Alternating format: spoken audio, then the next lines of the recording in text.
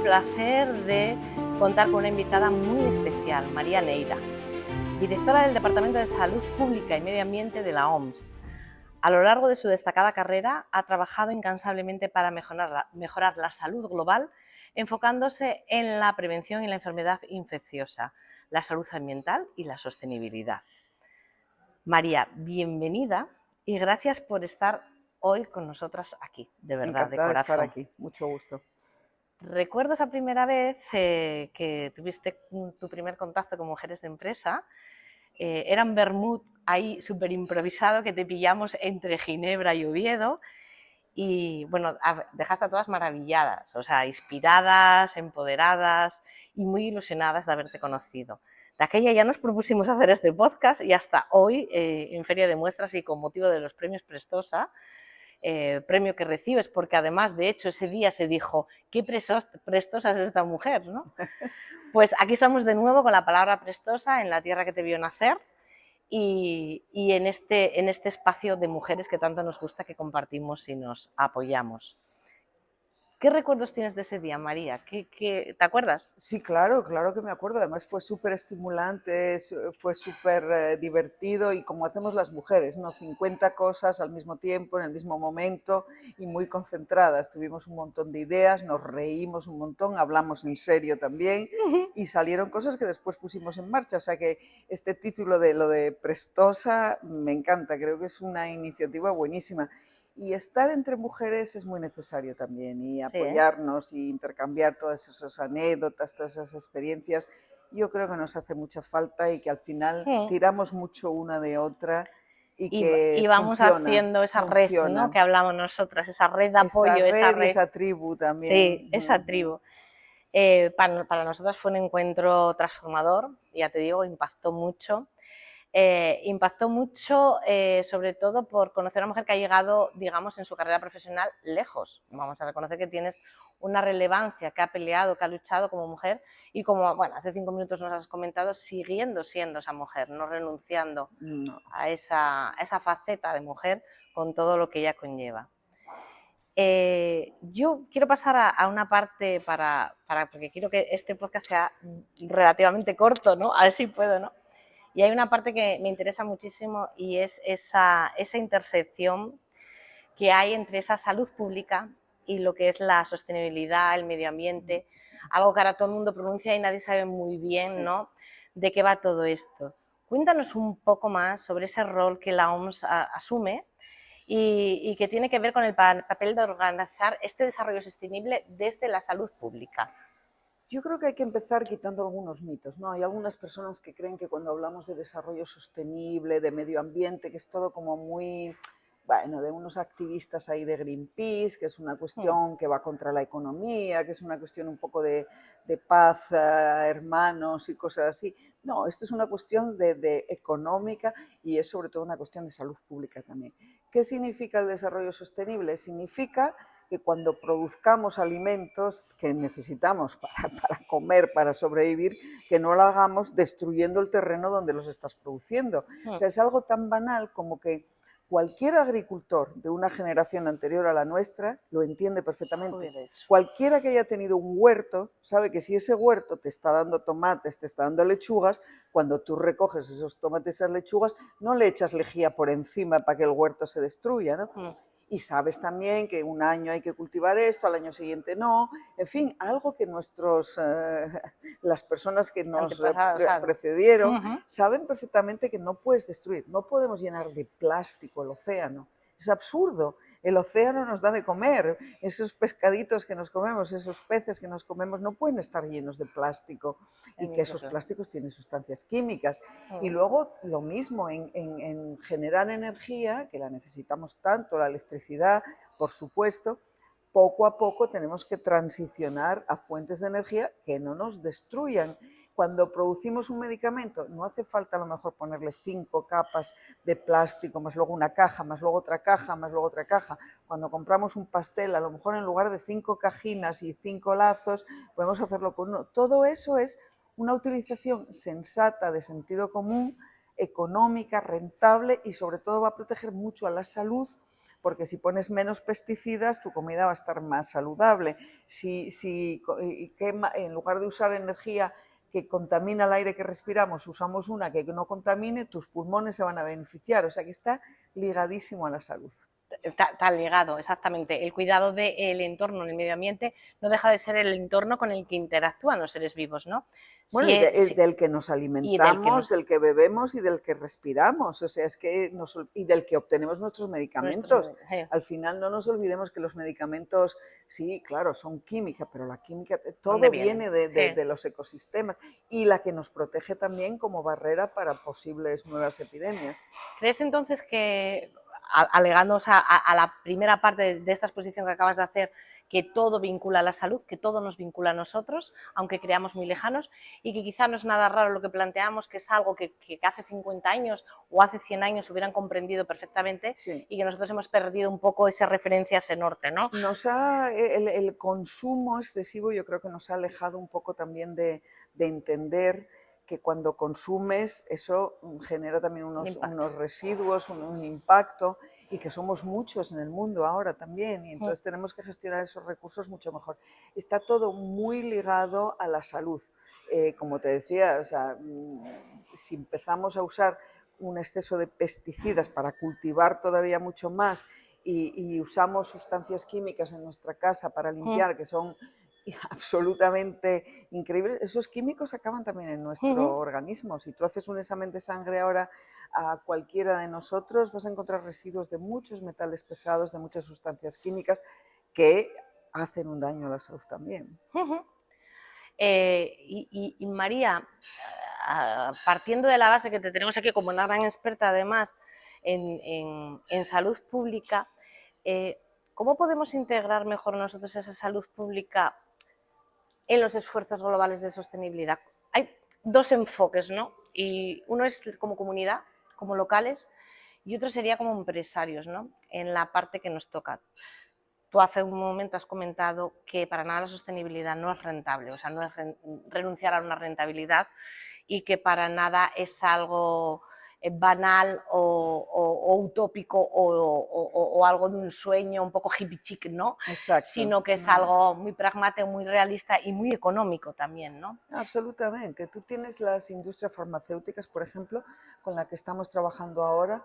Las grandes compañías farmacéuticas ya entienden también que tienen que hacer un esfuerzo para reducir la huella de carbono.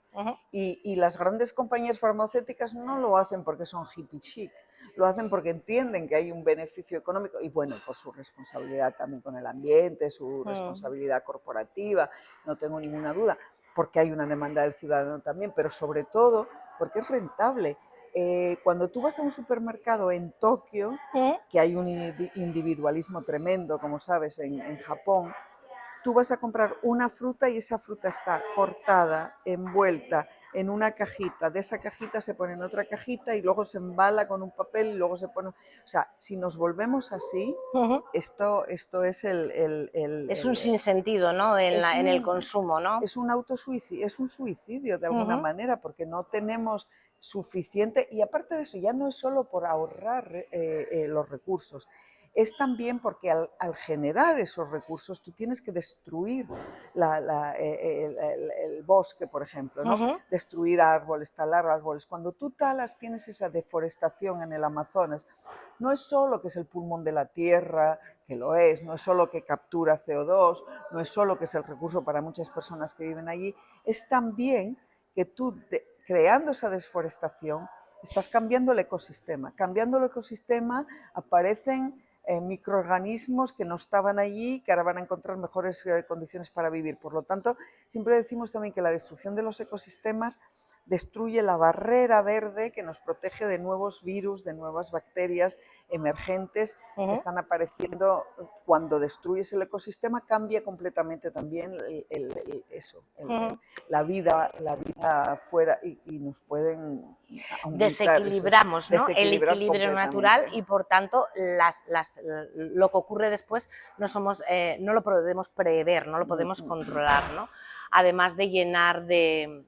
O sea, no solo no tenemos ya la capacidad de producir por la por la destrucción de materia prima, sino que además tampoco tenemos tanto sitio donde meter, por decirlo de una forma que todo el mundo entienda, de meter los desechos, ¿no? Ya no nos cabe Bueno, más. lo de los residuos se está volviendo un problema gravísimo también de gestión de De residuos. gestión de residuos. En países como el nuestro, pues bueno, hay una gestión, o sea, obviamente se va a hacer, pero si tú vas a Asia, vas a África, el problema de la gestión de residuos se volvió un problema importantísimo para Importante. cualquier ayuntamiento.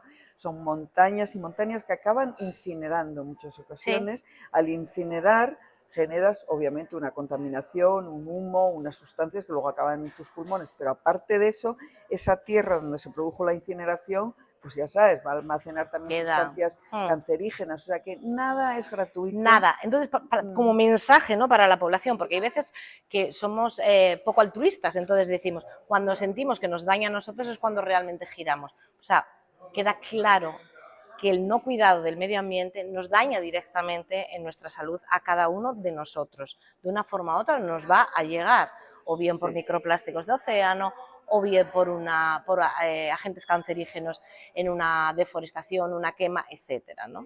Bueno, y también porque va a haber desplazamientos masivos de población. Si tú te quedas sin capacidad de cultivar en Mali, porque hay una inundación, porque hay una sequía, porque hay un desastre natural y no puedes cultivar, te vas a ir moviendo. Ese desplazamiento de población tiene que ir a algún lugar. O sea, al final, aunque solo sea por egoísmo, tenemos que entender que... Exacto, ahí quería llegar. Aunque solo sea por egoísmo, ya que no sea por... Bueno, aparte que no queremos que nos ahoguen los coches en las ciudades y el humo, y yo no creo que nadie quiera eso, ¿no? Hemos pasado todos los ciudadanos y una pandemia reciente.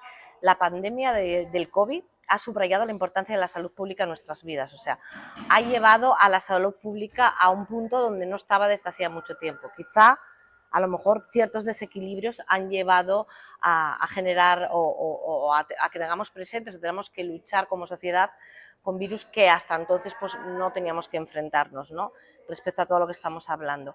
¿Cuáles son las lecciones más importantes que tú crees que hemos aprendido de este bache, de esta pandemia, de este COVID que nos ha atacado como sociedad y cómo deberíamos aplicarlas en la mejora del futuro? ¿Hemos aprendido algo? La primera pregunta, ¿aprendimos algo como sociedad? Probablemente no tanto como deberíamos de haber aprendido, porque la memoria humana es corta y funcionamos delante de un desastre, pero luego en cuanto pasa el desastre se nos olvida, ¿no? Sí. Esto ocurre con casi todos los desastres naturales, con la gente que hay un volcán con lava y vuelven a construir las casas donde ya saben que esa lava de ese volcán va a pasar. Bueno, Sí.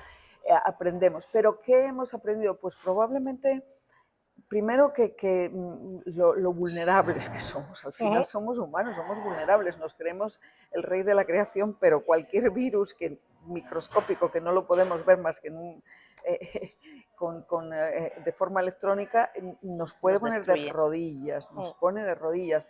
Un volcán nos pone de rodillas, una inundación nos pone de rodillas, un terremoto. O sea que esa arrogancia a veces que tenemos con respecto al control del planeta, a lo mejor tenemos que calmarnos un poquito y saber que si tú desforestas aquí y construyes aquí, en cuanto haya un aluvión, esas casas se las va a llevar. Si es que eso...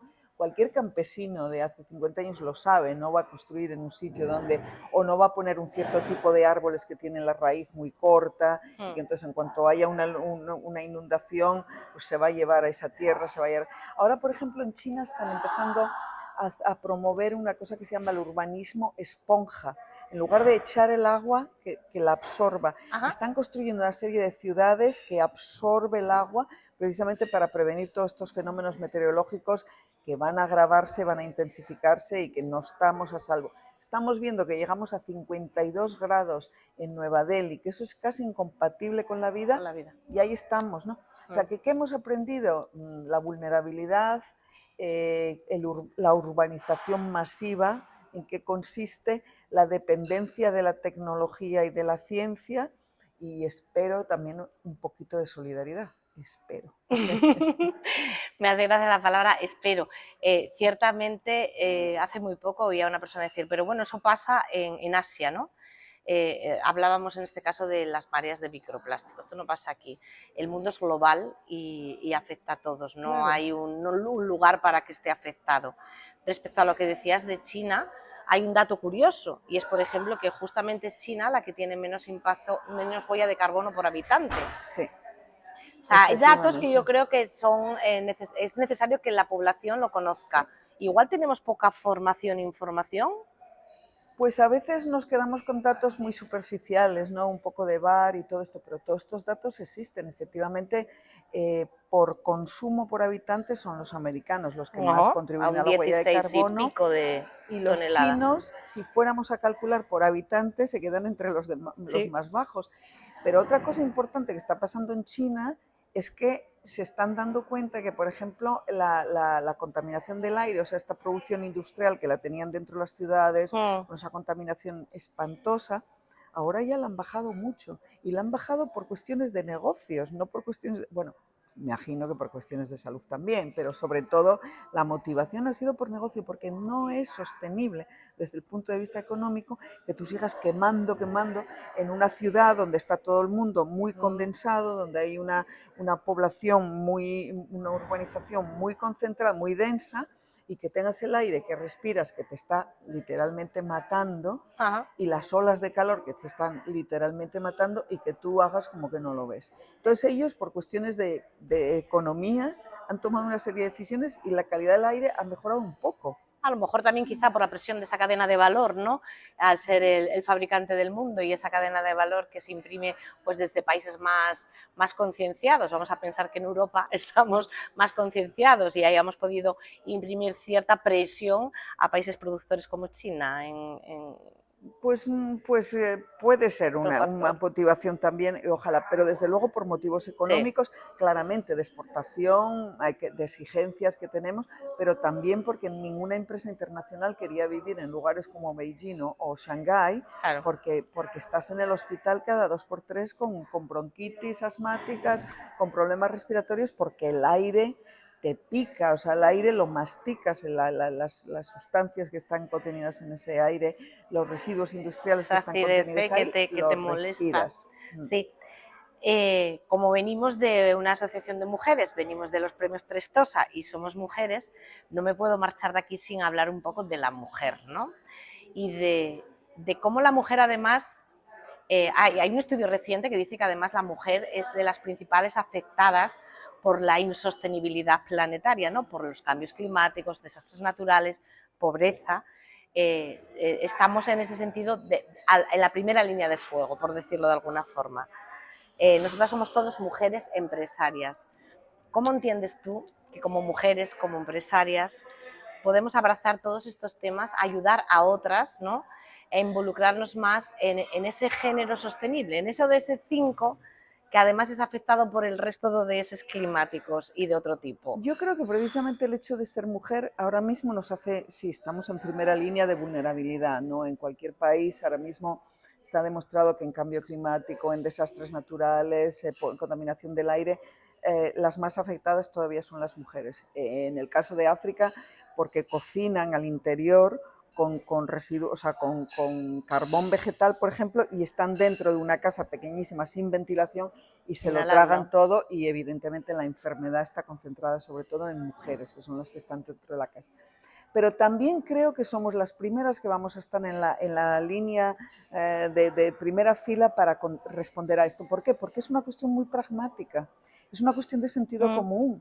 Es lo que decíamos antes, si tú tienes una planta en tu casa, un geranio mísero, y lo riegas y te da flores, lo que no haces es echarle algo que le pueda perjudicar. No se dice, voy a echarle colonia, voy a echarle lejía, voy a echarle los residuos que tengo del agua de limpiar. No, si quieres volver a tener flores vas a seguir cultivando. Y yo creo que las mujeres tenemos ese sentido pragmático, de sentido común, y en esto, en el fondo, lo que se necesita es mucho sentido común. Sí. Y yo creo que por ahí. Y otra cuestión, sobre todo en contaminación, las madres se están solidarizando mucho con sus hijos porque son activistas, los hijos ya están metidos muchos en movimientos de sostenibilidad, de activismo, un poco de ecosistemas y tal, y ellos también, las madres están más cercanas a esos movimientos Y luego también otros grupos que he conocido que me parecen increíbles se llaman Madres por el Clima y Madres por la Calidad del Aire, Ajá. porque son madres de niños asmáticos.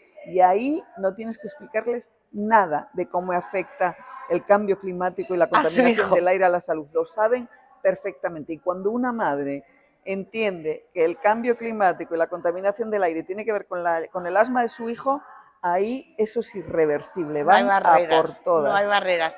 Me gusta, me gusta ese planteamiento que acabas de hacer de somos expertas en cuidados, ¿no? Si algo siempre se dijo es que la mujer ha liderado los cuidados. El otro día estuvimos en una jornada que decían, ¿no? La mujer lleva mucho tiempo liderando todo el tema de cuidados hacia los demás, hacia el planeta, hacia esa planta, y tiene ese sentido común. O sea, si algo la bandera es ese sentido común. Y como empresaria, pues seguimos siendo la misma mujer, ¿no? Seguro. Entonces ahí podemos reforzar. ¿Qué consejo? Y para ir un poco, porque podríamos estar hablando aquí de mujer, de empresa, de sostenibilidad, hasta mañana, ¿eh? O sea, viendo por dónde podemos abordar, qué podemos hacer en el plano social y medioambiental, porque no me apetece salir de esta charla sin decir que la parte social es muy importante, tanto como la ambiental, no nos olvidemos.